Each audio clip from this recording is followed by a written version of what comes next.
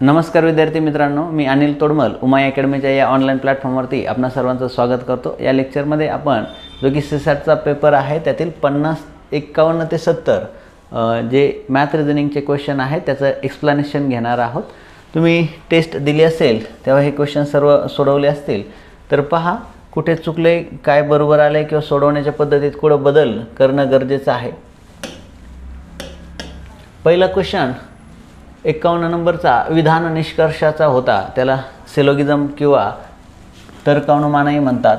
काही A B आहेत, याच्यासाठी आपण वेन आकृत्यांचा वापर करतो। काही ए बी आहेत, सर्व बी हे सी आहेत, सर्व बी हे सी आहेत आणि कोणताही सी डी नाही, कोणताही सी डी नाही।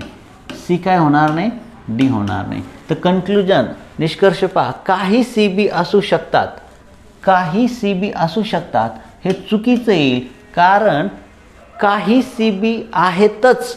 जेव्हा सी बी आहेत हे माहिती आहे तेव्हा असू शकतात म्हणणं चुकीचं, म्हणून हे कन्क्लुजन बरोबर आहे। याच्यामध्ये 4-5 नियम आहेत, ते जर नियम तुम्हाला माहिती असतील तर त्याच्या बाहेर प्रश्न जात नाही। नियम सांगतो, बी सी आहे मग सी बी होईल, मग काही सी बी होतील, मग काही सी बी आहे म्हटल्यावर असू शकतात चुकीचं असतं, कारण गॅरंटी आहे असण्याची, तर असू शकतात चुकीचं होईल। त्यानंतर काही ए डी आहेत, काही ए डी आहेत असं म्हटलं नाही, काही ए डी असू शकतात बरोबर। ए डी आहे पण म्हटलं नाही, ए डी नाही पण म्हटलं नाही, पण इनडायरेक्ट निघतं। जर का सी डी नाही आहे तर काही ए जे की बी आहेत ते सी पण होतात, मग काही ए डी होणार नाही, काही ए डी होणार नाही। इथं म्हणले काही ए डी आहेत, चुकीचं आहे। काही ए डी असू शकतात म्हणलं असतं तर बरोबर असतं। कोणताही ए डी नाही, कोणताही ए डी नाही हे पण चूक होईल, कोणताही ए डी नाही हे पण चूक होईल, कारण ए डी नाही असं एक म्हटलेलं नाही आहे। काही बी डी आहेत हेही चुकीचं होईल, पण इथं पहा काही ए डी आहेत आणि कोणताही ए डी नाही। काही ए डी आहेत आपण चुकीचं म्हटलं तर कोणताही ए डी नाही हे चुकीचं म्हणता येत नाही। मग हे जे निष्कर्ष आहेत बा, इथे बऱ्याच जणांचं चुकलं असेल, हे जे दोन निष्कर्ष आहेत हे एकमेकांच्या परस्पर पूरक आहेत। म्हणजे ए डी असेल किंवा नसेल, इथं म्हणलं ए डी आहे आपण म्हणलं चुकीचं, ए डी काही ए डी आहेत चुकीचं आहे, तर कोणताही ए डी नाही याला हे जर चुकीचं म्हटलं तर हे बरोबर करावं लागेल, आणि कोणताही ए डी नाही चुकीचं तर काही ए डी आहेत बरोबर। मग हे जे दुसरं आणि तिसरं निष्कर्ष आहे हे एकमेकांना परस्पर पूरक आहेत। मग इथे दुसरा किंवा तिसरा बरोबर हे उत्तर यायला, काय उत्तर यायला पाहिजे, दुसरा किंवा तिसरा बरोबर। आलं लक्षात, इथे उत्तर यायला पाहिजे दुसरा किंवा तिसरा बरोबर। आलं लक्षात, हे उत्तर यायला पाहिजे।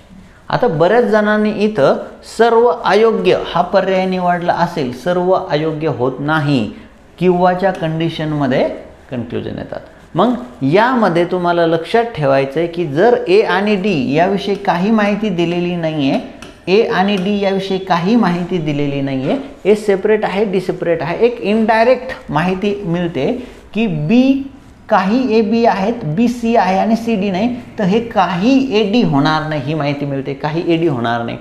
पण इथं म्हटले काही ए डी आहे, मग आपण म्हटलं चुकीचं, मग कोणताही ए डी नाही, काही ए डी आहे चुकीचं म्हटलं तर कोणताही ए डी नाही बरोबर म्हणावं लागेल, आणि कोणताही ए डी नाही हे चुकीचं म्हटलं तर काही ए डी आहे बरोबर म्हणावं लागेल।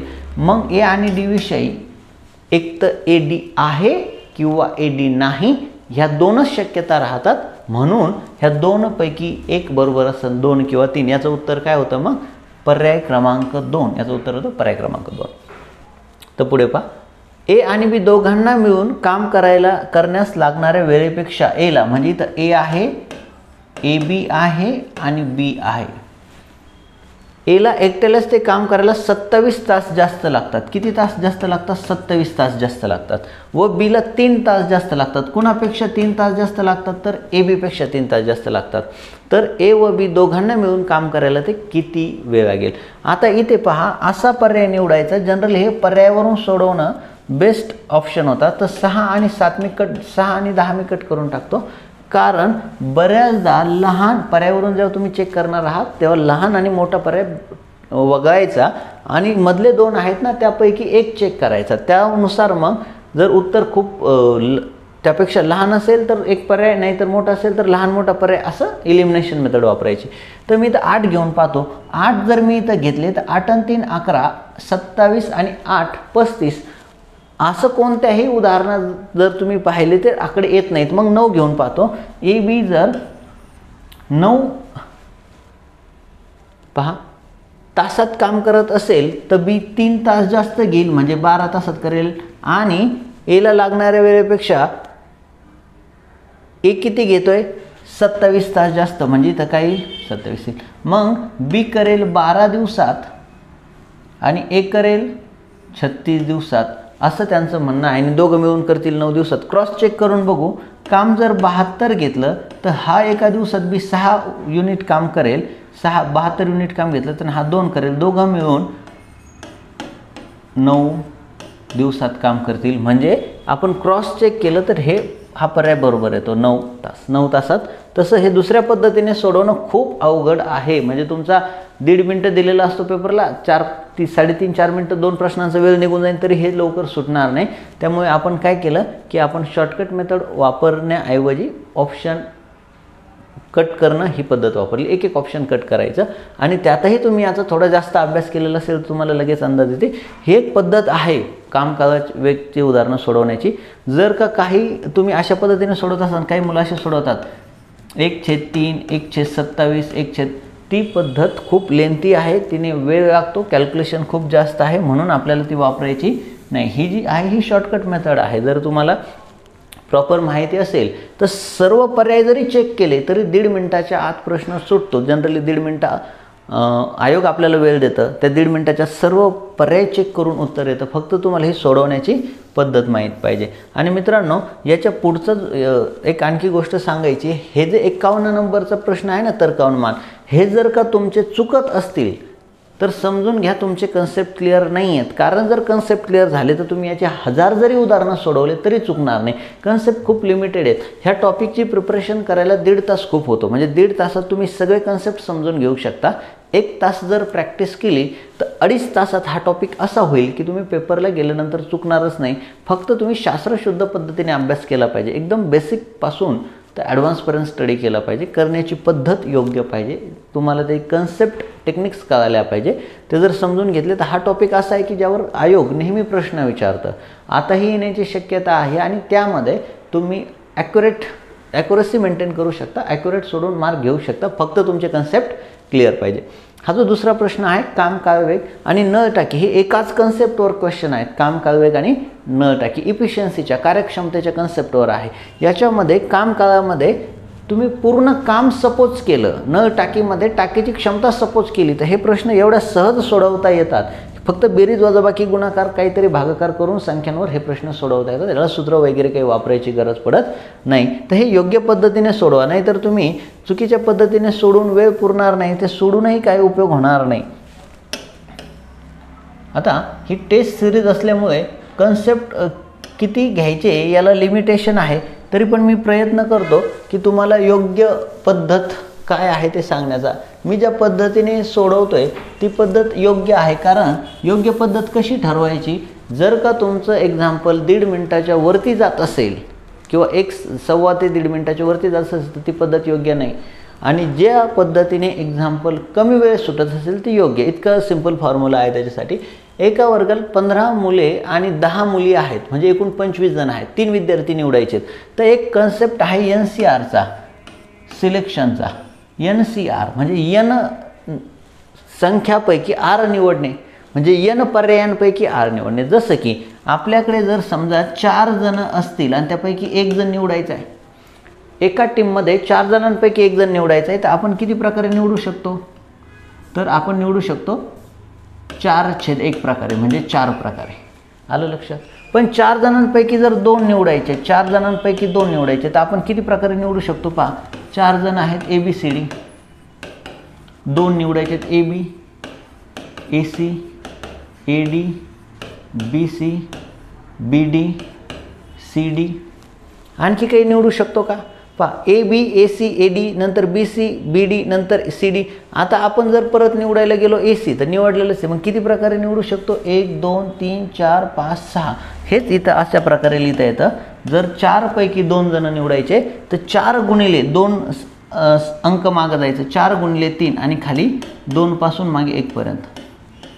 तर 6 प्रकारे निवडता येतील. किती प्रकारे?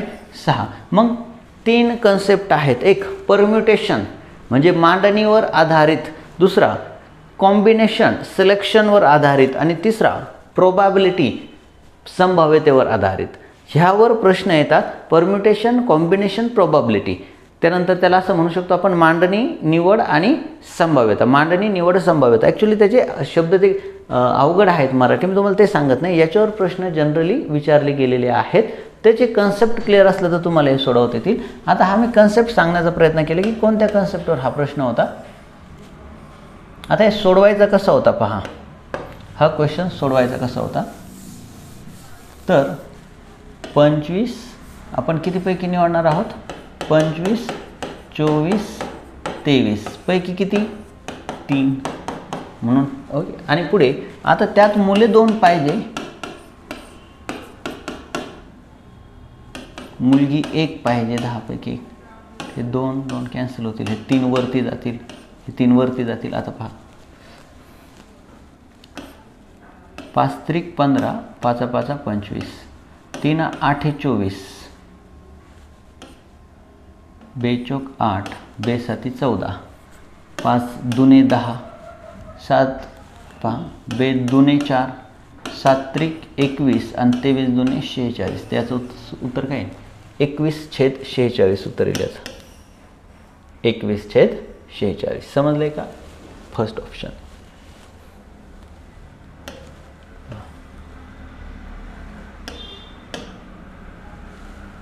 त्रेपन्नावा प्रश्न पहा. नातेसंबंधावर होता. तर यामध्ये शॉर्टकट सांगतो. जर तुम्हाला शॉर्टकट वापरायचा असेल तर खालील नातेसंबंधाची माहिती व्यवस्थित तपासा आणि खाली दिलेल्या प्रश्नांची उत्तरे द्या. पी प्लस क्यू म्हणजे पी क्यूचे वडील आहेत. पी क्यूचे वडील आहेत म्हणजे पी वडील आहेत. क्यू मुलगा असेल किंवा मुलगी असेल. क्यूचं जेंडर सांगता येतं का? मुलगा आहे का मुलगी नाही सांगता येत. तसंच पुढं पी हे क्यूची बहीण आहे. पी बहीण आहे मान्य आहे. पी बहीण आहे. पण क्यू कोण आहे? भाऊ आहे का बहीण आहे माहीत नाही. म्हणजे दुसरं जे असतं ना त्याचं जेंडर या केसमध्ये माहीत नाही. मग इथं पण म्हटलंय खालीलपैकी कोणते समीकरण यस ही आरची नात. यस नात पाहिजे. यस नात पाहिजे. इथं यस शेवट आहे म्हणजे यस नात आहे का नातू आहे सांगता येणार नाही. कट होईल ऑप्शन. यस नात पाहिजे. नात आहे का नातू आहे सांगता येणार नाही कारण शेवटी यस आहे आणि शेवटच्याचं जेंडर माहीत नसतं.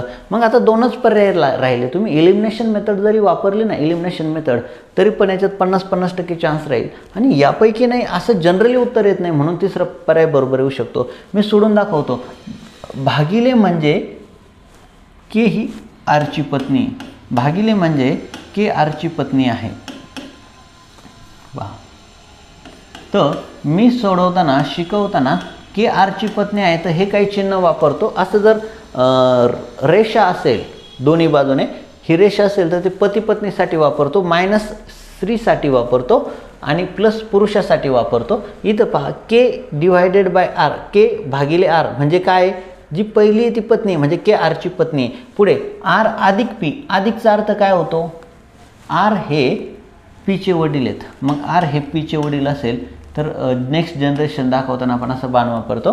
पी कोणी माहीत नाही. पी भागिले क्यू म्हणजे पी क्यूची पत्नी आहे. पी क्यूची पत्नी आहे याचा अर्थ पी स्त्री आहे क्यू पुरुष आहे. ते पती पत्नी आहेत. ओके. आता क्यू अधिक यस. अधिकचा अर्थ काय दिला आहे? क्यू यसचे वडील आहेत. क्यू यसचे वडील आहेत. आता यस कोण आहे? मुलगा आहे का मुलगी आणखी तर माहीत नाही. आणि पुढे सांगितलं यस मायनस यल. यस वजा यल म्हणजे यस ही यलची बहीण आहे. यलची बहीण आहे याचा अर्थ पी क्यूची मुलगी यस आणि पीच्या यसच्या आईचे वडील आर. मग आरची काय होईल? यस नात होईल. आरची काय होईल? नात. ही वडिलांची आईवडिलांची जनरेशन काका काकूंची जनरेशन ही आजी आजोबांची जनरेशन तर यस होईल नात या पर्यायामध्ये. म्हणजे काय होईल, पर्याय तिसरा हा बरोबर येईल, पर्याय तिसरा बरोबर येईल. अशा प्रकारे हे सोडवायचं होतं. याला काही खूप वेळ लागत नाही, एवढी मांडणी आणि इथून या चिन्हांचा अर्थ तुम्हाला फक्त घ्यायचा असतो. पण ऑप्शन कट केल्यानंतर तुम्ही पहिलं चेक केलं, दुसरं चेक केलं, तिसरं चेक केलं, खूप वेळ जाईल. आयोगाला ही अपेक्षा नसते की तुम्ही प्रत्येक चेक करावं. आयोगाने हे 2 ऑप्शन कॅन्सल करण्यासाठीच दिलेले आहेत, तुम्हाला ते कॅन्सल करता आले पाहिजे. समजलंय का? चला आपण पुढचा क्वेश्चन बघूयात.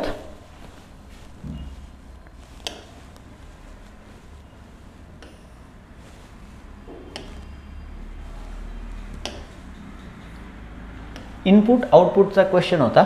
आत्तापर्यंत जे इनपुट आउटपुट आलेले आहेत ते शब्दांवर आलेले आहेत, वर्डवर आलेले आहेत. पण असं होऊ शकतं की आता वर्डवर न येता नंबरवर येईल, कारण वर्डवर बऱ्याचदा आले तर काहीतरी चेंज होऊ शकतो, नंबरवर येऊ शकतं. तर थोडीफार याची पण प्रॅक्टिस करून जा. तर इथे पहा, आपल्याला काय सांगितलं होतं, एक अंक व्यवस्थापन यंत्र दिलेल्या अंकाच्या दिलेल्या प्रत्येक टप्प्याला विशिष्ट नियमानुसार पुनर्व्यवस्थापन करते. पुढे आदान व त्याच्या प्रत्येक टप्प्याला होणारे व्यवस्थापन यांचा नमुना दिला आहे. आदान 5 टप्पे. जर आदान हे असेल तर पर्यायातून दिलेला दुसरा टप्पा काढा. मग आपल्याला आदान हे मशीन जे असतं ना, मशीन, कोणतंही मशीन एका लॉजिकवर काम करतं. त्या मशीनला इनपुट दिला की ते आउटपुट देतं. एखाद्या मशीनला इनपुट दिलं की ते आउटपुट देतं. जसे की ऊसाचं रस बनवणारं मशीन, त्याला ऊस दिला की ते रस देतं, म्हणजे त्याच्यात काहीतरी प्रोसेस करतं. ऊसातून रस काढण्याची प्रोसेस म्हणजे हे त्याचं लॉजिक आहे, त्याचं काम आहे. तसं हे जे समजा जसं की कम्प्युटर आहे, कम्प्युटरमध्ये आपण एक प्रोग्राम बनवला आणि त्याला जर नंबर दिले. समजा आपण जर काय केलं, सर्व मुलांचा डेटा एखाद्या कम्प्युटर फाईलमध्ये टाकला, एक्सेलमध्ये टाकला आणि त्याला कमांड दिली की उतरत्या क्रमाने यादी बनवा. तर उतरत्या क्रमाने म्हणजे मेरिटनुसार होईल. सगळ्यात जास्त मार्क असणारे वरती येतील आणि नंतर कमी कमी कमी कमी खाली. मग त्याला जर आपण, त्याचं लॉजिक काय झालं की उतरत्या क्रमाने संख्या मांडायची, उतरत्या क्रमाने. तसं हे मशीन, प्रत्येक मशीन काही ना काही लॉजिकनुसार काम करत असतं. तर ते लॉजिक आपल्याला शोधायचं आहे. कोणतं? की मशीनचं. मग त्यांनी काय दिलेलं असतं, इनपुट दिलेलं असतं, आदान मराठीमध्ये. त्याचे टप्पे दिलेले असतात की ते मशीन स्टेप बाय स्टेप कसं काम करतं, आणि शेवटचा टप्पा दिलेला असतो म्हणजे मशीन शेवटी काय आउटपुट देतं. मग पहिला टप्पा, शेवटचा टप्पा, याच्यामधले सर्व टप्पे अभ्यासून ते मशीन काय करतं हे आपल्याला सांगायचं असतं. तर या केसमध्ये पहा, आपल्याला यावरून फक्त दुसरा टप्पा काढायचा होता. मग हे काही बघायचीच गरज नव्हती. हे तुम्ही हे वाचलं नसतं तरी चाललं असतं, कारण फक्त इनपुट आणि दुसरा टप्पा महत्त्वाचा आहे. मग इथं काय केलं पहा, 17, 24, 19, 26. तर सोपं पहा, इथं 7 मिळवलेत का, इथं 7 आणि 7 मिळवलेत का, इथं 7 मिळवलेत का, म्हणजे सगळीकडे 7 मिळवलेत. मग इनपुटवरून पहिला टप्पा 7 मिळवून घेतला आहे. आता इथे पहा, हे 196, 256, 416. जर तुमचा अभ्यास चांगला असेल तर हे सर्व पूर्ण वर्ग संख्या आहेत. 10चा वर्ग पहा, 23चा वर्ग, इथे 14चा वर्ग, 16चा वर्ग, सगळ्या वर्ग संख्या आहेत ना. मग इथं पहा, 17तून 3 गेले 14चा वर्ग, 19मधून 3 गेले 16चा वर्ग, 13तून 3 गेले 10चा वर्ग, 26मधून 3 गेले म्हणजे -3 करून वर्ग करायचा आहे. तर याच्यामध्ये पहा, सोपे घेऊयात आपण. इथं 16 घेऊयात पहा, 16तून 3 गेले 13चा वर्ग, 13चा वर्ग 169 फक्त ह्या ऑप्शनमध्ये. तर हे ऑप्शन आणि हे ऑप्शन तर कटच झालं. आपण इनपुटमधून -3 करून वर्ग करतोय. आता यापैकी नाही पण आहे म्हणून आपण चेक करू शकतो. 19मधून 3 गेले 16चा वर्ग बरोबर आहे. 40मधून 3 गेले 37चा वर्ग बरोबर आहे. 32मधून 3 गेले 29चा वर्ग, सर्व बरोबर आहे म्हणजे उत्तर काही 2. बस, यालाही काही खूप वेळ लागणार नव्हता. तुम्हाला फक्त त्याचं लॉजिक डिटेक्ट करता आलं असतं तर ते सुटलं असतं. लॉजिक डिटेक्ट करण्यासाठी ह्यातले सर्व पूर्ण वर्ग आहेत, म्हणजे वर्ग घेतलेत कशाचे, याचे. 17चा डायरेक्टली नाही घेतला, 17 - 3 करून वर्ग घेतला. 14चा 19 - 3 -3 करून, इनपुटमधून -3 करून वर्ग घेतलेत, असं याचं लॉजिक होतं. इनपुट आउटपुटवरही नेहमी प्रश्न आलेले आहेत. प्रयत्न करा की इनपुट आउटपुटचा चांगला अभ्यास करून जाताल, त्यावरचे प्रश्न सोडवता येतील. आता हे जे फासा आहे ना, उलगडलेल्या फासापासून आकृती बनवणे किंवा दिलेल्या फाशाला उलगडणे, असे 2 प्रकार येऊ शकतात. एकतर फास्यावर प्रश्न येतो की फास्याच्या कोणत्या बाजूच्या विरुद्ध कोणती बाजू असेल, पण त्याच्यापेक्षा ॲडव्हान्स काय येऊ शकतो, तर दिलेला फासा उलगडला तर कसा दिसेल आणि एखादा उलगडलेला फासा बंद केला तर कसा दिसेल. आता तर अलीकडे मागे आयोगाने एकदा दोनदा शाब्दिक प्रश्न पण विचारलेत, आकृत्या देतच नाहीत, फक्त शाब्दिक माहिती देतात फासाची आणि आपल्याला सोडवावे लागतात. तर त्याची ही प्रॅक्टिस करून जा. यामध्ये पहा, हे जे एकाडेक असतात ना, एका रेषेमध्ये एकाडेक, हे एकमेकांच्या विरुद्ध असतात, एकमेकांच्या विरुद्ध असतात. मी लिहून दाखवतो तुम्हाला. बी डी एकमेकांच्या विरुद्ध आहे. त्याच्यानंतर एकाडेक काय, सी ई एकमेकांच्या विरुद्ध आहे, सी ई एकमेकांच्या विरुद्ध, कारण ते एकाडेक आहेत. पहा, एकाडेक आहेत. आणि आता राहिलं कोण, ए आणि ए आणि एफ, हे एकमेकांच्या विरुद्ध असणार आहेत. तर फाशांचा बेसिक गुणधर्म काय आहे की फासा कसाही दाखवला तर त्याच्या 3 बाजू दिसतात आणि ज्या बाजू दिसतात त्या शेजारच्या बाजू दिसतात, त्याच्या विरुद्ध बाजू कधीच दिसत नाही. म्हणजे तुम्हाला ह्या फाशामध्ये डी दिसला तर डीची विरुद्ध बाजू दिसत नाही, बी दिसला तर बीची विरुद्ध बाजू दिसणार नाही, सी दिसला तर सीची विरुद्ध बाजू दिसणार नाही. आणि हे बी सी डी हे शेजारचे असतात, एकमेकांच्या शेजारचे असतात, एकमेकांच्या विरुद्धचे नसतात. मग पहा, आपल्याला बी सी डी बी डी एकमेकांच्या विरुद्ध आहे. ह्या आकृतीपासून जर काढला आपण तर बी डी एकमेकांच्या विरुद्ध आहे. इथं शेजारी येतील का, नाही, म्हणजे ही आकृती बनणार नाही. इथे पहा, बी सी एफ काही प्रॉब्लेम नाही, ही आकृती बनवू शकते. हे एकमेकांच्या विरुद्ध कोणीच शेजारी आलेले नाहीत. इथं पहा, ए ई डी ही आकृती पण बनवू शकते, काही प्रॉब्लेम नाही, कारण कोणतेही विरुद्ध शेजारी आले नाही. इथे पहा, ए एफ एकमेकांच्या विरुद्ध आहेत, ए एफ एकमेकांच्या विरुद्ध आहेत, ते सोबत दिसू शकत नाहीत, शेजारी येऊ शकत नाही. मग कोणती, ए आणि डी. ए बनत नाही म्हणल्यावर खूप घाई करून लगे ए सिलेक्ट करायचं नाही, पुढच्या पण बघायच्या, कारण ऑप्शनमध्ये मल्टिपल ऑप्शन आहेत ए आणि डी, म्हणून ए आणि डी हे बरोबर आहे. चल पुढचा प्रश्न.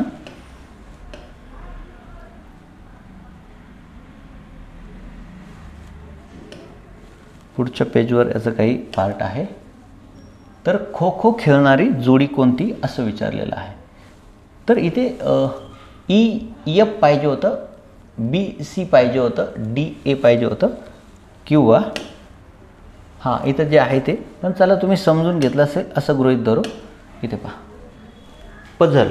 आत्तापर्यंत आयोगाने यावर कंटिन्युअसली क्वेश्चन विचारले आहेत, 1 किंवा 2 क्वेश्चन यावर येतातच. आणि पझल सोडवण्यासाठी जर तुम्ही एक प्रॉपर सिस्टमॅटिक वेने सोडवले, ती सिस्टमॅटिक मेथड जर वापरली तर पझल हे खूप सोपी गोष्ट आहे. फक्त थोडेसे प्रॅक्टिस करावी लागते त्याला, 1-2 तासात काय होत नाही. थोडी जास्त वेळ देऊन जर प्रॅक्टिस केली तर हे पझल पण सोपे आहेत. पहा, हे पझल कसं सोडवायचं होतं पाहूयात. पझल सोडवतानाचा पहिला नियम का, माहिती वाचताना दिलेली माहिती लिहून घ्यायची. मग ती एक तर आकृतीमध्ये लिहून घ्या, नाही तर बाजूला नोट डाऊन करून घ्या, पण यातलं काहीही सोडायचं नाही. पझल सोडवताना तुम्ही एक शब्द जरी मिस केला, एक शब्द जरी लक्षात विचारात घेतला नाही तरी ते पझल सुटत नाही. म्हणून आपण प्रत्येक माहिती व्यवस्थित लिहू. खो खो खेळणारा इंग्रजीचा अभ्यास करतो. त्याच्या आधी पुढे काय सांगितले पहा, ABCDEF 6 विद्यार्थी आहेत जे वेगवेगळे विषय इंग्रजी, इतिहास, तत्त्वज्ञान, गणित, सांख्यिकी आणि जीवशास्त्र शिकवतात. हेच मुले फुटबॉल, क्रिकेट, खो खो खेळतात. एक खेळ 2च विद्यार्थी खेळतात. एक खेळ 3 खेळ आहेत ना, एक खेळ 2 विद्यार्थी खेळतात, 6 विद्यार्थी आहेत. खो खो खेळणारा इंग्रजीचा अभ्यास करतो. खो खो खेळणारा, तर एक पाहूयात. खो खो खेळणारा करतो इंग्रजीचा अभ्यास. पहा, खो खो खेळणारा इंग्रजीचा अभ्यास करतो, लिहून घेतलं. ई व एफ फुटबॉल खेळतात पण इतिहासाचा अभ्यास करत नाही. इथे पहा, ई एफ काय खेळतात, फुटबॉल. ई व एफ खेळतात फुटबॉल, पण कशाचा अभ्यास करत नाही, इतिहासाचा. मग इथं इतिहास येणार नाही, इथं इतिहास येणार नाही, कारण ते इतिहासाचा अभ्यास करत नाही, फुटबॉल खेळतात. पुढे, सांख्यिकीचा अभ्यास करणारा खो खो खेळतो. आता दुसरा खो खो खेळणारा, एक तर इंग्रजी, तो कशाचा अभ्यास करतो, सांख्यिकीचा अभ्यास करतो. सांख्यिकीचा अभ्यास करणारा खो खो खेळतो, पण तो ए नाही, इथे ए येणार नाही, इथे ए येणार नाही, पण तो ए नाही. तत्वज्ञान व जीवशास्त्र अभ्यासणारे खो खो व फुटबॉल खेळत नाही. इथं अनुक्रमे पाहिजे होतं, तुम्हाला टेस्टमध्ये चेंज सांगितलं होता. तत्वज्ञान व जीवशास्त्र अभ्यासणारे अनुक्रमे खो खो, म्हणजे इथं तत्वज्ञान येणार नाही, इथं तत्वज्ञान येणार नाही, इथं तत्वज्ञान येणार नाही. पुढे काय सांगितले, व फुटबॉल खेळत नाही, मग इथं जीवशास्त्र येणार नाही, इथं जीवशास्त्र येणार नाही, इथं जीवशास्त्र येणार नाही. आलं लक्षात. मग इथं जीवशास्त्र नाही आहे, इथं जीवशास्त्र नाही आहे, इथं तत्वज्ञान नाही आहे, इथं तर येण्याचा काही प्रश्नच येत नाही, कारण इथं ऑलरेडी सांख्यिकी आणि इंग्रजी आलं. इथं जीवशास्त्र नाही, इथं जीवशास्त्र नाही, इतिहास नाही, इतिहास नाही. पुढे काय सांगितलं आहे पहा, डी हा इतिहास अभ्यासतो व क्रिकेट खेळतो. म्हणजे डी इथं येणार नाही, इथं येणार नाही, कारण तो इतिहास अभ्यासतो, मग इथं येईन डी. त्याचा विषय घेऊयात इतिहास, आणि काय खेळतो, क्रिकेट खेळतो. पहा बरं का. मग खो खो, फुटबॉल, खो खो, आणखी एक क्रिकेट खेळणारा, आणखी एक क्रिकेट खेळणार. डी तर गेला, डी इतिहासाचा अभ्यास करतो. मग आता जीवशास्त्र इथं येणार नाही, इथं येणार नाही, इथं येणार नाही, जीवशास्त्र इथं येणार नाही, मग क्रिकेट खेळणार इथं काय कशाचा अभ्यास करेल, जीवशास्त्राचा अभ्यास करेल. तो कोण असेल तेही माहीत नाही. इथं क्रिकेट हा कोणाचा अभ्यास करेल, इतिहासाचा अभ्यास करेल. डी इतिहासाचा अभ्यास करतो आणि क्रिकेट खेळतो. तर काय म्हटले का, आता राहिले कोण पहा, इथं ए येणार नाही आहे, मग ए कुठं येऊ शकतो, ए खो खो खेळत नाही, म्हणजे ए इथं येणार नाही. सांख्यिकीचे तिथं सांगितलं ए खो खो खेळत नाही, मग इथं फुटबॉल तर गेलेलाच आहे, म्हणजे ए जीवशास्त्राचा अभ्यास करेल. आलं लक्षात. आता राहिलं कोण, ए गेला, बी राहिला, डी गेला, बी आणि सी. बी आणि सीला जागा कुठं आहे, बी आणि सीला जागा कुठं आहे, तर इथं बी येईल किंवा सी येईल, इथं बी येईल किंवा सी येईल, ते काय फिक्स नाही, बी सी. मग खो खो खेळणारी जोडी कुणाची येईल, बी व सीची. कुणाची येईल, बी व सीची. तर पुढचा प्रश्न पहा, प्रश्न काय होता आपल्याला, बी खो खो खेळणारी जोडी बी व सी म्हणजे ब आणि क, हे याचं उत्तर येईल. बी व सी म्हणजे ब आणि क, हे याचं उत्तर येईल. समजले का. एवढं तुम्हाला करणं गरजेचं होतं. खो खो, फुटबॉल, खो खो, क्रिकेट 2-2 झाले, सर्व झाले. आणि इथे हे काही शोधत बसू नका, ज्याच्यापेक्षा जास्त काही गरज नाही की फुटबॉल खेळणारे कोणत्या विषयाचा अभ्यास करतात, ते काही महत्त्वाचं नाही आहे. तत्त्वज्ञान आणि राहिलेला एक जो विषय आहे त्याचा अभ्यास करत असेल, पण आपल्याला महत्त्वाचं काय आहे की खो खो खेळणारी जोडी कोणती, खो खो खेळणारी जोडी होईल बी सी, ब व क, बी व सी. समजलंय. पुढचा प्रश्न पाहूयात. एका बेटावर 2 प्रकारचे लोक राहतात. बऱ्याच जणांचा हा प्रश्न चुकला असेल, सोपा वाटला असेल, पण हा तेवढा सोपा नव्हता. एका बेटावर 2 प्रकारचे लोक राहतात. एक्स जे नेहमी खरे बोलतात. पहिली कॅटेगरी आहे की खरे बोलणाऱ्यांची, कायम खरे बोलणार. वाय नेहमी खोटे बोलतात, ते कायम खोटे बोलणार. तर म्हटलंय प्रशांत म्हणतो मी नेहमी खोटं बोलतो, तर प्रशांत कोणत्या प्रकारात मोडतो, एक्स का वाय, का एक्स किंवा वाय, का हे विधान शक्य नाही. जर प्रशांत खरं बोलणारा असेल, पहा प्रशांत जर खरं बोलणारा असेल, तो एक्स गटात असेल, तर प्रशांतला स्टेटमेंट करावं लागेल का मी नेहमी खरं बोलतो. कारण तो एक्स खरं बोलणाऱ्या गटातला असेल तर त्याला म्हणावं लागेल मी नेहमी खरे बोलतो, म्हणजे तो ह्या गटात तर येणार नाही. आता वाय गटात असेल का तो खोटं बोलणार आहे, मग वाय गटात आहे म्हणजे त्याचा मूळ स्वभाव खोटं बोलण्याचा आहे, तर तो म्हणणार काय की खोटं बोलणार आहे, तो त्याच्या उलट बोलणार मी नेहमी खरं बोलतो, तर ह्या गटातही येणार नाही. तर प्रशांत ह्या दोन्ही गटात येणार नाही, म्हणजे त्या बेटावरचा प्रशांत नसणार आहे. मग तर प्रशांत कोणत्या प्रकारात मोडतो, ह्या दोन्ही प्रकारात मोडत नाही, म्हणजे हे विधान शक्य नाही, हे विधान शक्य नाही. हे बऱ्याच जणांना पटणार नाही, पण याचं उत्तर हेच होतं. आयोग एवढा सोपा प्रश्न जर म्हणजे आयोगाने विचारलेला प्रश्न आहे किंवा राज्यसेवेला आलेला प्रश्न आहे, आयोगाने तर विचारलं नाही, पण राज्यसेवेला असा प्रश्न आला तर विचार करायचा. आयोग एवढं सोपं विचारेल का, एक्स गटात किंवा वाय गटात, एवढं सोपं विचारणार नाही. तुम्ही थोडा विचार केला तर लक्षात येईल की हे विधान शक्य नाही. हे जर अवघड पर्याय आहे तर हा पर्याय असेल. का, कारण तो खरं बोलणारा असेल तर तो म्हणेल की मी नेहमी खरं बोलतो. तो खरं बोलणारा असेल तर तो म्हणेल की मी नेहमी खरं बोलतो, आणि खोटं बोलणारा असेल तर तो त्याच्या उलटं बोलेल मी खरंच बोलतो. मग इथं फक्त कोणीही असेल तर ते नेहमी म्हणतील की मी खरे बोलतो. खरे बोलणारा म्हणेल मी खरे बोलतो, आणि खोटं बोलणारा त्याच्या उलटं बोलेल मी खरे बोलतो. मग मी खोटे बोलतो असं विधान कुणाचंच येत नाही त्यामध्ये, म्हणून एक्सही तसं विधान करत नाही, वाय विधान करत नाही, म्हणून हे विधान शक्य नाही आहे. पुढचा प्रश्न. एका सांकेतिक भाषेमध्ये Sita is tall, ZX BY AC असं लिहितात, राम इज क्लेवर ACMNTP लिहितात. तर रामसाठी कोणता शब्द असेल, इथं इज आहे, इथं इज आहे, इथं AC आहे, इथं AC आहे, हा तर कोड गेला इजसाठी. आता परत राम क्लेवर परत कुठं आहे का, नाही. मग राम क्लेवर परत कुठं नाही, म्हणजे राम आणि क्लेवरचा कोड MNTP असेल, पण रामचा कोणता आणि क्लेवरचा कोणता हे याच्यात आणखी ठरवता येत नाही.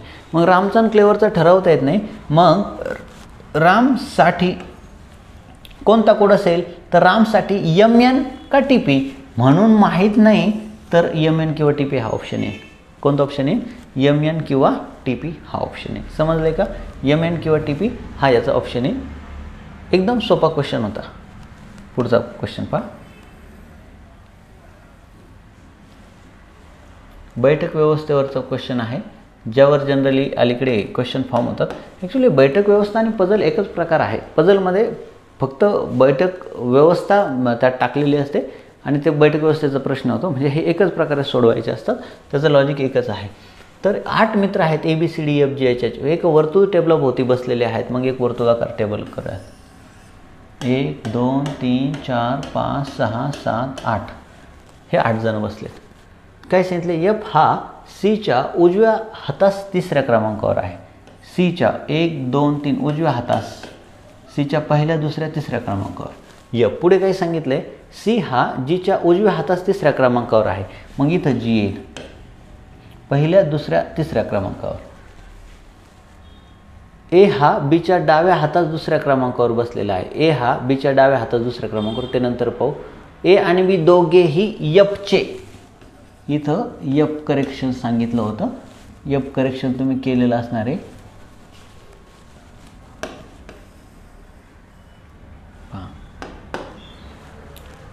A आणि B हे Fचे लगतचे शेजारी नाहीत. म्हणजे इथं A येणार नाही, B येणार नाही. हे असं जर नोट डाऊन केलं तरच लक्षात येतं. A B Fचे लगतचे शेजारी नाहीत.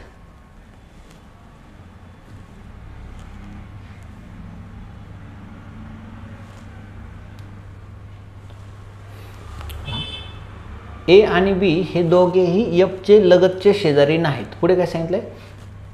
D हा Fचा लगतचा शेजारी नाही. D पण येणार नाही. इथे पहा, D हा Fचा लगतचा शेजारी नाही. म्हणजे इथं D पण येणार नाही. पुढे काय सांगितलंय? मी या बाजूने येतो. पहा पुढे काय सांगितलंय? H हा Bच्या उजव्या हातास 3ऱ्या क्रमांकावर आहे. H हा Bच्या उजव्या हातास 3ऱ्या क्रमांकावर आहे. आता Bच्या उजव्या हातास 3ऱ्या क्रमांकावर म्हणजे मी इथं B घेतलं तर पहिल्या, दुसऱ्या, 3ऱ्या क्रमांकावर H येऊ शकतो. म्हणजे इथं B येऊ शकतो. पुढे काय सांगितलं होतं पहा? A हा Bच्या डाव्या हातास 2ऱ्या क्रमांकावर आहे. Bच्या डाव्या हातास 2ऱ्या क्रमांकावर म्हणजे असं पाहिजे. Bच्या पहिल्या, दुसऱ्या डाव्या हाताला. आणि पुढे काय सांगितलं? H हा Bच्या उजव्या हातास 1 2 3 इथं H पाहिजे. मग आपल्याला B असा घ्यायचा आहे की त्याच्या उजव्या बाजूला H आणि डाव्या दुसऱ्या बाजूला A पाहिजे. मग जर का मी इथं B तर घेता येत नाही. मी इथं B घेतला तर डाव्या बाजूला A घेता येईल. पण उजव्या बाजूला पहिल्या, दुसऱ्या, 3ऱ्या हातावर H घेता येईल. म्हणजे इथं घेता येईल. मी इथं B घेतला तर डाव्या बाजूला A घेता येणार नाही. म्हणजे इथं पण B येणार नाही. मी इथं B घेतला तर पहिल्या, दुसऱ्या, 3ऱ्या उजव्या हाताला H येईल. डाव्या बाजूला इथं Bच्या डाव्या हाताला A येईल का? इथं पण B येणार नाही. पुढे पहा, इथं तर B येणारच नाही. इथंही B येणार नाही. मग Bला एकच ऑप्शन आहे एवढंच. इथं B घेतला तर Bच्या पहिल्या, दुसऱ्या, 3ऱ्या उजव्या हाताला कोण येईल? H. आणि डाव्या हाताला दुसऱ्या ठिकाणी कोण येईल? A. हे असं होईल. मग आता पुढे काय सांगितलं आहे त्यांनी आणखी पहा. इथं झाला A B C. इथं D येणार नाही. मग Dला एकच जागा राहिली इथे D. मग A B C D एकच जण राहिला E F. आपल्याला काय म्हटलं आहे? तर A आणि Bच्या मध्ये कोण बसलेलं असेल तर A आणि Bच्या मध्ये कोण येणार आहे? मग A आणि Bच्या मध्ये C बसलेलं असेल. असं हे सोडवायचं होतं. जोपर्यंत तुम्ही ह्या दोन कंडिशन एकत्र करत नाही, Bच्या डाव्या बाजूला दुसऱ्या म्हणजे डाव्या बाजूला कितव्या स्थानावर? दुसऱ्या स्थानावर. किंवा डाव्या हाताला दुसऱ्या स्थानावर A आहे आणि Bच्या उजव्या हाताला 3ऱ्या स्थानावर H आहे. हे जोपर्यंत तुम्ही एकत्र करत नाहीत तोपर्यंत हा प्रश्न सुटत नव्हता. बस तेवढं एकत्र केलं की हे सुटत होतं. आणि कुठे कुठे Fच्या शेजारी AB तर घेता येत नव्हता, D पण नव्हता. मग B कुठे घेता येईल? AB इथे ह्या दोन जागा सोडून तर बघितलं इथे घेता येणार नाही, इथे घेता येणार नाही. एकच जागा होती, त्यानुसार आपल्याला ते सोडवायचं होतं. म्हणजे एकदम सोपा प्रश्न होता हा. त्यानंतर पुढचा प्रश्न पहा.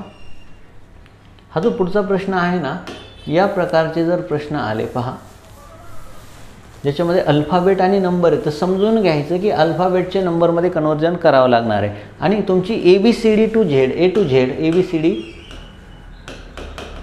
झेडपर्यंत विथ नंबर पाठ पाहिजे. म्हणजे Aचा नंबर 1, Bचा 2, Cचा 3, Dचा 4 असे 26 अल्फाबेट आहेत. 26चे 26चे नंबर पाठ पाहिजे.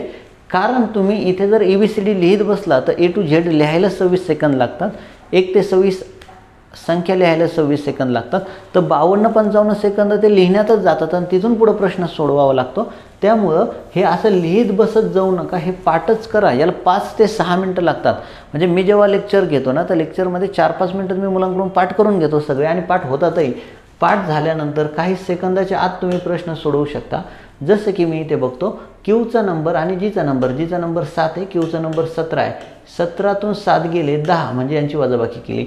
आयचा नंबर 9 आहे, पीचा नंबर 16 आहे. 16तून 9 गेले तर किती असं होईल. पण चेक करू इकडे तेच आहे का. डब्ल्यूचा नंबर 23 आणि एसचा 19. 23 आणि 19चा फरक 4 आहे. इथे एमचा नंबर 13 आणि झेडचा 26 आणि 13चा फरक 13 आहे. मग 16 आणि 9चा फरक येईल 7. कारण पीचा नंबर 16 आहे, आईचा 9 आहे. 16तून 9 गेले 7, त्याचं काय येईल. पर्याय क्रमांक 1 हे ऑप्शन आहे. पर्याय क्रमांक 1. इतकं सोपं होतं. पण याच्यासाठी तुम्हाला A टू झेड नंबर पाठ पाहिजे. जर एखाद्याचे नंबर पाठ नाही, त्यांनी ABCD लिहायची, मग त्याचे नंबर काढायचे, मग लिहायचे, तोपर्यंत एखादा हे सोडून पुढचा प्रश्न सोडवेल. त्यामुळे तुम्हाला काय करायचं आहे, हे पाठच करून ठेवायचं आहे.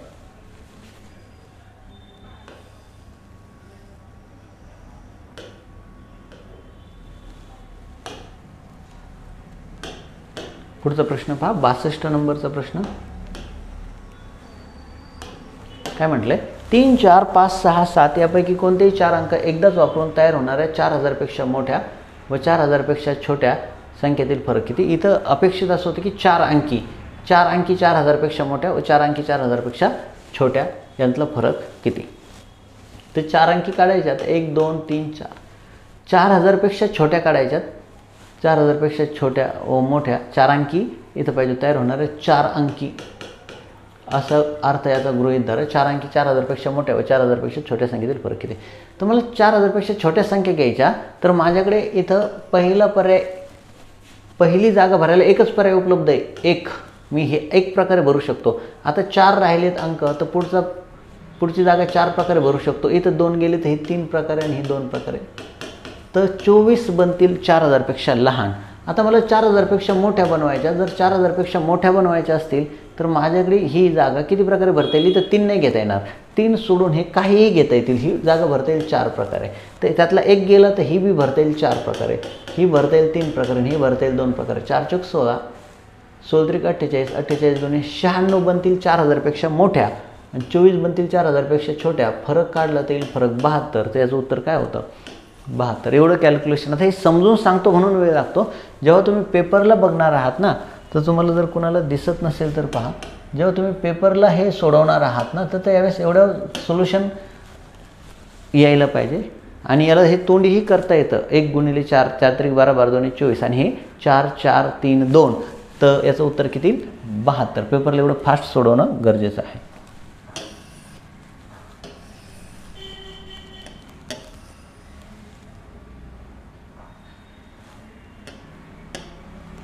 एका वर्गातील 60 मुलांचे सरासरी वय 60 वर्षे. हे सोडवण्याची शॉर्टकट मेथड सांगतो. 60 जणांचं किती वर्ष आहे, 16 वर्ष. 60 जणांचं किती वर्ष आहे, 16 वर्ष. पुढे काय सांगितले, मुलींचे वय 15 वर्ष 8 महिने. मुलींचे वय 15 वर्ष 8 महिने आहे. तर मुलांचे 16 वर्ष 8 महिने, 16 वर्ष 8 महिने. तर यांचं कितीने कमी होतं पहा. मुलांचं, हे जे मुलं आहेत त्यांचं 16 वर्ष 8 महिने एकत्र केले मुलं मुली, तर हे 8 महिन्यांनी कमी होतं आणि हे 4 महिन्यांनी वाढतं. तर याचा अर्थ इकडं दुप्पट आणि इकडं एकपट असणार आहेत. का, इकडे 4 पहा, इकडं एकाचं कमी झालं तिकडं दोघांचं वाढेल. इकडे एकाचं कमी झालं, एका मुलीचं कमी झालं, एका मुलाचं कमी झालं तर दोघांचं वाढेल. मग असं जर म्हटलं तर इकडं एकपट इकडं दुप्पट. आता आपल्याला हे माहिती आहे 60 आहेत, तर याचे 3 भाग करू. इकडे येतील 20 तर इकडे येतील 40, 20 आणि 40. तर काय म्हटलं होतं, मुलींची संख्या 40. तर याचं हे सोल्युशन होतं. बस इतकं सोपं होतं. आता हे असं सोडवायची गरज आहे का? पेपरला तर तुम्ही असं सोडवून काही उपयोग नाही. हे असं सोडवलं तरी तुमचा 1.5 मिनिटाच्या आत हे सुटणार आहे. पहा, असं सोडवत तरी 1.5 मिनिटाच्या आत सुटणार आहे. पण पेपरला कसं सोडवायचं? 7 मुलांचं 6 वर्ष आहे, 15 वर्ष 8 महिने म्हणजे कितीने वाढणार आहे? 4 महिन्याने. आणि 16 वर्ष 8 महिने कितीने कमी होणार आहे? 8 महिन्याने. 1+2 त्याच्या उलटं असतं, 2+1. म्हणजे 4ने कुणाचं वाढणार आहे? 4ने वाढणार आहे मुलींचं. तर मुली पाहिजे दुप्पट आणि मुलं पाहिजे 1पट. मग दुप्पट आणि 1पट भाग करायचे याचे, तर 1/20चा. तर मुली होतील 40 आणि मुलं होतील 20. बस याचं एवढंच सोल्युशन आहे. कन्सेप्ट क्लिअर असेल तर. कन्सेप्ट तुमचा क्लिअर पाहिजे. तुम्हाला हे सोडवण्याची शॉर्ट मेथड माहीत पाहिजे. सरासरीचे प्रश्न फक्त बेरीज वजाबाकी करून सुटतात. त्याला काही सूत्रबित्र वापरायची, समीकरण बनवायची गरज पडत नाही. पण हे तुम्हाला माहीत पाहिजे, तरच तुम्ही ह्या पद्धतीने सोडवू शकतात. ॲक्च्युली आयोग जे प्रश्न विचारतं ते सगळे शॉर्टकटवर विचारतं.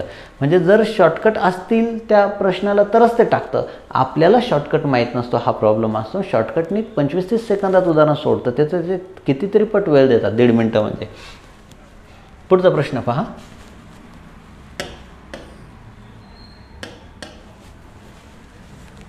हा जो प्रश्न आहे कसा सोडवायचा होता, तर इथं जर बघितलं ना, तर हे पहा, हे जे आहे ना, हे पुढे जाऊन वरती असं फिरतंय, असं फिरतंय हे. ओके, हे परत इथे गेलंय, म्हणजे हे असं फिरलंय. आता हा जो भाग आहे तो इथे आलाय, म्हणजे हे असं फिरतंय, असं घड्याळाच्या दिशेने फिरतंय. कशा? घड्याळाच्या दिशेने. मग हे घड्याळाच्या दिशेने फिरतंय, तर हे आधी खाली पाहिजे होतं आणि ब्लॅक इथे पाहिजे होता. हे खाली पाहिजे होतं, असं फिरून येईल ना. हे पहा, इथे असं ब्लॅक पाहिजे होता आणि इथे तो ब्लँक पाहिजे होता. मग असं ऑप्शन शोधा, खाली ब्लँक. हा एकच ऑप्शन असा आहे की जो योग्य आहे. बाकीचे पर्याय योग्य होत नाही. तर याचं उत्तर काय होतं? बी. एकदम सोपं होतं. हे फक्त असं फिरत चाललं आहे, घड्याळाच्या दिशेने फिरत चाललं. हे असं फिरतं आहे, असं, हे असं, हे असं. तर मग इथे हे खाली असणारे शेजारी येणार होते. तर हे याचं उत्तर बरोबर येईल. हा जो प्रश्न आहे ना 65 नंबरचा, हा चुकला होता, तो कॅन्सल केलेला आहे. कारण याच्यात प्रॉब्लेम काय झाला आहे, माझा जन्म 11 ऑगस्टला झाला, प्रदीप माझ्यापेक्षा 11 दिवसांनी लहान आहे, यावर्षीचा स्वातंत्र्य दिन सोमवार येतो, यावर्षीचा स्वातंत्र्य दिन सोमवार येतो. तर प्रदीपचा वाढदिवस यावर्षी, त्याच वर्षी वाढदिवस येणार नाही, वाढदिवस पुढच्या वर्षी येईल. म्हणून त्याचं ते शाब्दिक अर्थ चुकीचा निघत होता, म्हणून ते शब्दरचना चुकल्यामुळे तो प्रश्न कॅन्सल केला होता. पुढच्या वर्षीचा म्हटलं असतं तर बरोबर आलं असतं. तर प्रश्नचिन्हाच्या जागी योग्य उत्तर शोधत. पहा, इथं 1 डॉट आहे, इथं 1 डॉट आहे, इथं 1 डॉट आहे बाहेर. मग हे 3 डॉटची आकृती कॅन्सल होईल, ही 3 डॉटची आकृती कॅन्सल होईल. इथं डॉटच नाही आहे, तर काहीच विचार न करता हे बरोबर यायला पाहिजे. एकदम थोडासा, म्हणजे फक्त डॉटवरून जरी आपण कन्क्लूड केलं तरी. आता इथे पहा, इथे हा डॉट इथं होता, 1ने पुढे गेला, परत 1ने पुढे गेला, आता इथे यायला पाहिजे. ह्या इथे डॉट यायला पाहिजे. त्याच्यानंतर हे पहा, हे असे होते, असे झाले, परत असे झाले, तर ते परत असे होणार आहे. ओके, त्यानंतर हा 1ने पुढे गेला, 1ने पुढे गेला, इथे खाली. ही आकृती एकदम बरोबर येते. आलं लक्षात?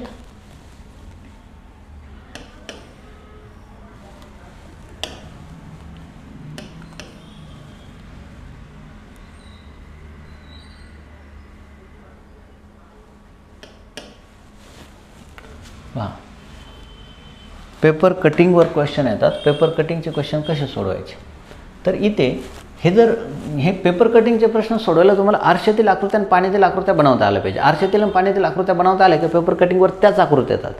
जर असं वहीच्या पानासारखं उलगडलं तर आरशातील आकृती बनते, आणि खालीवर कॅलेंडरच्या पानासारखं उलगडलं तर पाण्यातील आकृती बनते. हा टॉपिक सगळा 1.5-2 तासाचा टॉपिक आहे. 1.5-2 तासाचे जर तुम्ही अभ्यास केला व्यवस्थित, पण 1.5-2 तासात कधी चुकीच्या पद्धतीने करत बसलं तर 1.5-2 आठवड्यात पण होणार नाही. एकदम योग्य शास्त्रशुद्ध पद्धतीने बेसिकपासून सुरुवात केली, स्टेप बाय स्टेप त्याचे जर लॉजिक शिकलात तुम्ही, तर हे इतकं सोपं आहे की पहा, आता हे जे आहे ना, हे इथे जाईल असा, तर इथे जाईल, आणि त्याच्यानंतर हे परत उलगडल्यानंतर वरती इथे जाईल, इथे जाईल. तर हे असे नसणारे आकृत्या काढून टाका. हे आकृती कट होईल, ही आकृती कट होईल, ही आकृती राहील. आता ह्या 2 आकृतीमध्ये आतले त्रिकोण बघावं लागतील. हा त्रिकोण जर इथे उलगडला तर तो असा येईल आणि खाली उलगडला तर असा येईल, खाली उलगडला तर असा येईल, वरती उलगडला तर असा येईल. मग इथे हे आकृती चुकीची होईल. एकमेकांच्या असे बेस एकमेकांकडे पाहिजे. तर याचं उत्तर काय येईल? दुसरं उत्तर आहे. हा क्वेश्चन तर सगळ्यात सोपा असतो, म्हणजे 20-30 सेकंदात सोडवता येणारा हा क्वेश्चन असतो. पण थोडंसं असं तिरकी आकृती दिली की मुलं कन्फ्यूज होतात. तर तेही एकदम सहज सोप्या प्रकारे सोडवता येतं. त्याच्यासाठी तुम्हाला याचे कन्सेप्ट माहीत पाहिजेत. मी तुम्हाला एक शॉर्टकट सांगतो याचा, की आरशातील आणि पाण्यातील प्रतिमेचा अभ्यास करा, हे जमून जाईल. हे काही खूप अवघड नाही आहे. पुढचा प्रश्न. 2 रेल्वे एकाच दिशेने. आता हा जो रेल्वेचा प्रश्न आहे, मी तुम्हाला कन्सेप्ट सांगत बसू शकत नाही, कारण लिमिटेशन असतात. आपल्याला एक्सप्लेनेशनमध्ये आन्सर महत्त्वाचं असतं. पण सांगतो, रेल्वेचे प्रश्न शॉर्टकटने सोडवायचे असतात. कसे सोडवायचे हा प्रश्न मी मांडून दाखवतो. त्याच्यानंतर तुमच्या लक्षात येईल की हे प्रश्न किती सोपे येतात, फक्त आपल्याला अवघड वाटतात. 2 रेल्वे एकाच दिशेने 50 किमी व 32 किमी तास वेगाने जात आहेत. तुलनेने हळू जाणाऱ्या रेल्वेतील व्यक्तीने वेगाने जाणारी रेल्वे त्या व्यक्तीला 45 सेकंदात ओलांडते याची नोंद करते. वेगाने जाणाऱ्या रेल्वेची लांबी किती असेल जर दुसऱ्या लांबीची? तर काय करायचं आहे पहा, 50 आणि 32 फरक घ्यायचा आहे 18चा. 18चा फरक घेतला तर नंतर लक्षात येते की 45 सेकंदात ओलांडते एक रेल्वे दुसऱ्या रेल्वेला. मग 45 सेकंद दिलेत, म्हणून इथे खाली 36 घ्यायचे आणि वरती 180 घ्यायचे. तर 36 5 180, 5 5 25, 2 पुढे येतील,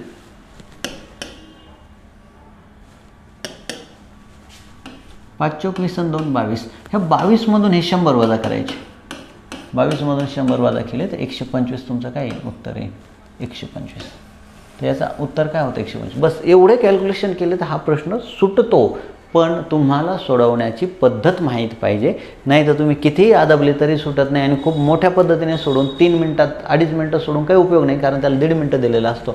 मग येणाऱ्या पॅसेजचा वेळही त्यात जातो. म्हणून ह्या पद्धतीने सोडवायचं. तर ही शॉर्टकट मेथड तुम्हाला जमली तर ह्या पद्धतीने इतक्या फास्ट सोडवता आलं असता. पुढच्यामध्ये पण शॉर्टकट होता. ह्याच्यामध्ये तुम्ही एक शॉर्टकट वापरू शकत होता. काय शॉर्टकट होता पहा,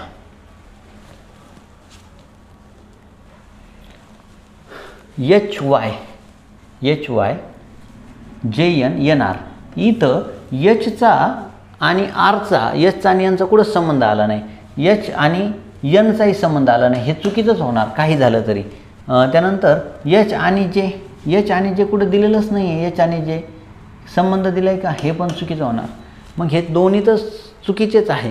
फक्त 2 सत्य हा पर्याय कट होईल, फक्त 3 सत्य हा पर्याय कट होईल, फक्त 1 व 3 सत्य हा पर्याय कट होईल. का? कारण हे दोन्ही 100% चुकीचे आहेत.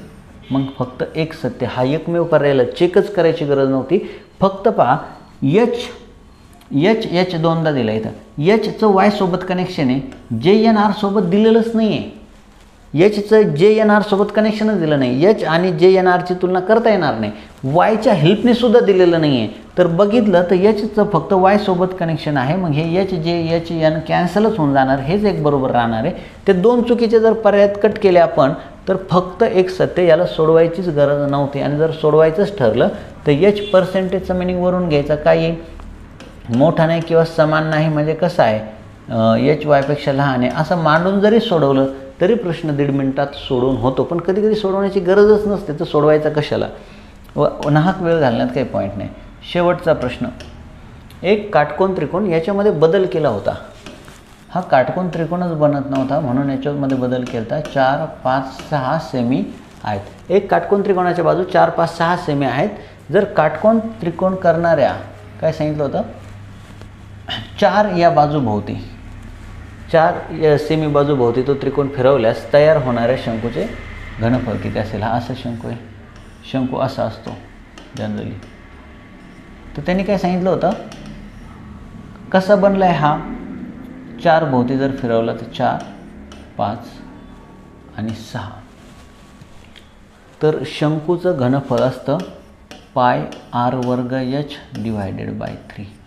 पाय r वर्ग h डिवायडेड बाय 3. मग हाईट किती? तर आपल्याला सांगितलं होतं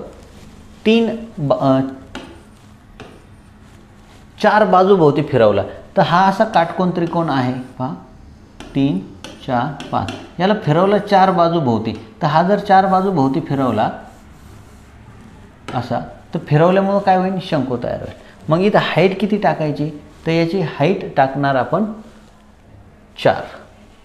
पहा या केसमध्ये पाय जसं तसं ठेव, कारण ऑप्शनमध्ये पाय. रेडियस 3चा वर्ग 9/3 गुणिले 4.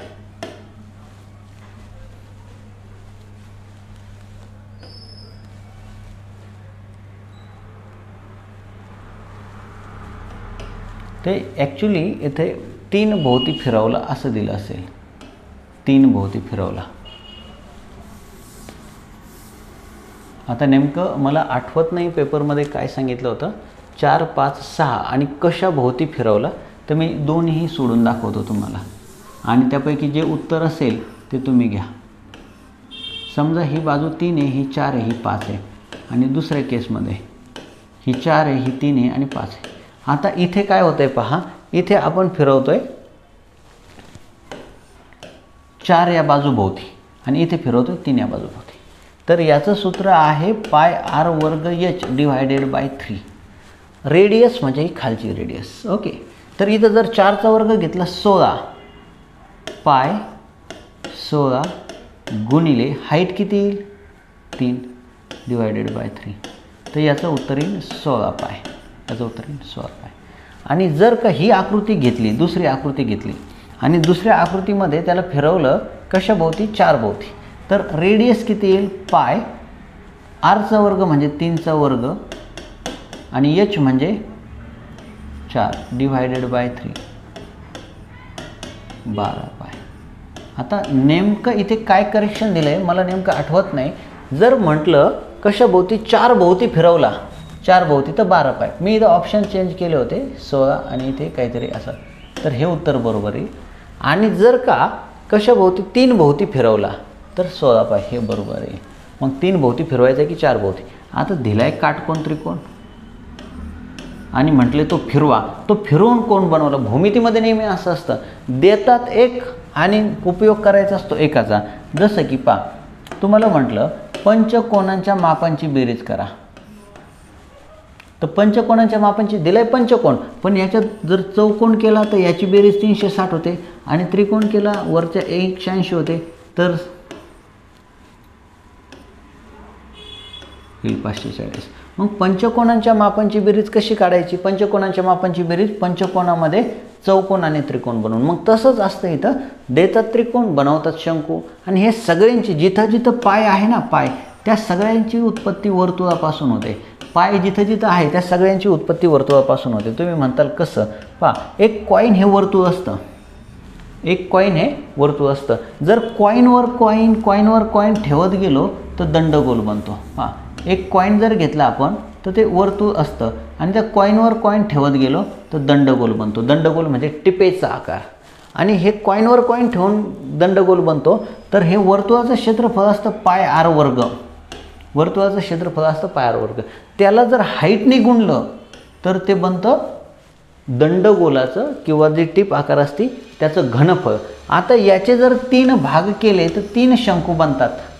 याचे जर 3 भाग केले तर 3 शंकू बनतात. म्हणून शंकूचं घनफळ आपण जे घेतलं ते पाय r वर्ग h होतं. हे 3 शंकू दंडगोलापासून बनतात. असे 4 शंकू जोडले, 4 शंकू जोडले तर पूर्ण भरीव गोल बनतो. मग किंवा 2 शंकू जर घेतले तर अर्धगोल बनतो. 4 शंकू जोडले तर भरीव गोल बनतो. मग याला 4ने गुणलं तर भरीव गोलाचं घनफळ येतं. अर्धगोलाचं तर त्याला 2ने भागायचं म्हणजे 2 तर हे सगळे जे आहेत ना, हे अर्धगोल, गोल, दंडगोल, शंकू हे सगळे वर्तुळापासून बनतात.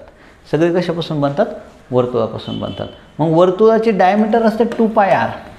ह्या 2πrला हाईट दिली की वक्र पृष्ठफळ मिळतं आणि त्याच्यामध्ये याचे 2 क्षेत्रफळ म्हणजे पाय r वर्ग आणि पाय r वर्ग, 2πr वर्ग केलं तर शंकूचं पृष्ठफळ मिळतं. शंकूचं काय मिळतं, पृष्ठफळ. मग हे सगळे जे आहेत ना, हे शंकू झालं, कोण झालं, गोल झालं, अर्धगोल झालं, हे सगळे वर्तुळापासून बनतात. आणि वर्तुळ म्हटलं का पाय येतो. पायशिवाय वर्तुळाकार आकाराचं क्षेत्रफळ काढता येत नाही. मग पाय r वर्ग पासून सगळे सूत्र आणि 2πr 2πr हे क्षेत्रफळासाठी आणि πr² हे घनफळासाठी. यावरून दंडगोल, अर्धगोल, गोल, शंकू या सगळ्यांचे सूत्र काढता येतात. फक्त ते तुम्हाला व्यवस्थित समजून घ्यायला पाहिजे. आता माझ्याकडे ह्या टेस्ट सिरीजचं एक्सप्लेनेशन असल्यामुळे यात एवढा वेळ मी देऊ शकत नाही, हे सांगू शकत नाही, पण लक्षात ठेवा हे सगळे बनतात वर्तुळापासून. तर धन्यवाद मित्रांनो. तुम्हाला आन्सर की समजली असेल, तुम्ही व्यवस्थित बघितलं असेल आणि एकदा नाही समजले तर परत एकदा व्हिडिओ बघा आणि समजून घ्या. धन्यवाद.